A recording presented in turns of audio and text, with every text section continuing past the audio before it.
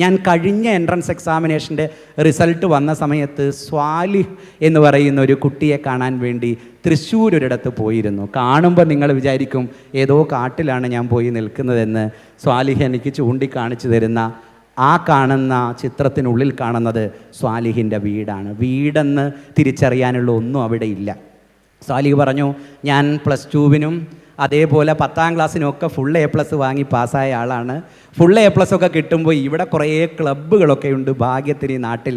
അവരൊക്കെ എൻ്റെ ഫോട്ടോ ഒക്കെ അടിച്ചിട്ട് കുറേ ഫ്ലെക്സ് ബോർഡുകൾ ഈ നാട്ടിൽ ഇങ്ങനെ വെക്കും. ഞാനൊരു 10 ദിവസമൊക്കെ കാത്തു നിൽക്കും. എന്നെ എല്ലാവരും കണ്ടോട്ടെ എന്ന് വിചാരിച്ചല്ല കാത്തു നിൽക്കുന്നത്. 10 ദിവസമെങ്കിലും ആ ബോർഡ് അവിടെ അവർ വെച്ചത് കണ്ടില്ലെങ്കിൽ കുഴപ്പമല്ലേ എന്ന് വിചാരിച്ച് നിൽക്കുകയാണ്. എന്നിട്ടൊരു 5-10 ദിവസം കഴിയുമ്പോൾ ആരും കാണാതെ രാത്രി പോയി എൻ്റെ മുഖമുള്ള ബോർഡൊക്കെ ഞാൻ അഴിച്ചു കൊണ്ടുവന്നിട്ട് ഈ വീട് കെട്ടിയുണ്ടാക്കുമെന്ന്. തൻ്റെ 10ാം ക്ലാസ്സിൻ്റെയും +2-വിൻ്റെയും ഫുൾ A+ൻ്റെ റിസൾട്ടിൻ്റെ ഫ്ലെക്സ് ബോർഡുകൾ കൊണ്ട് വീടുണ്ടാക്കിയ കുട്ടിയാണ് സ്വാലിഹ് എന്ന് പറയുന്നത്. കഴിഞ്ഞ വർഷം ഞാൻ പഠിച്ചത് മുഴുവനും ദുരിതാശ്വാസ ക്യാമ്പിലിരുന്നാണെന്ന അവൻ എന്നോട് അന്ന് പറഞ്ഞത്.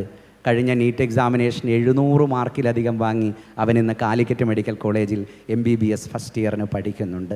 ജീവിതം അങ്ങനെ പ്രതിസന്ധിയിൽ നിന്ന കുഞ്ഞുങ്ങളാണ് നിങ്ങളുടെ മുമ്പേ നടന്നു പോയവർ. ആ ഓർമ്മ നിങ്ങൾക്ക് എപ്പോഴും ഉണ്ടാവണം.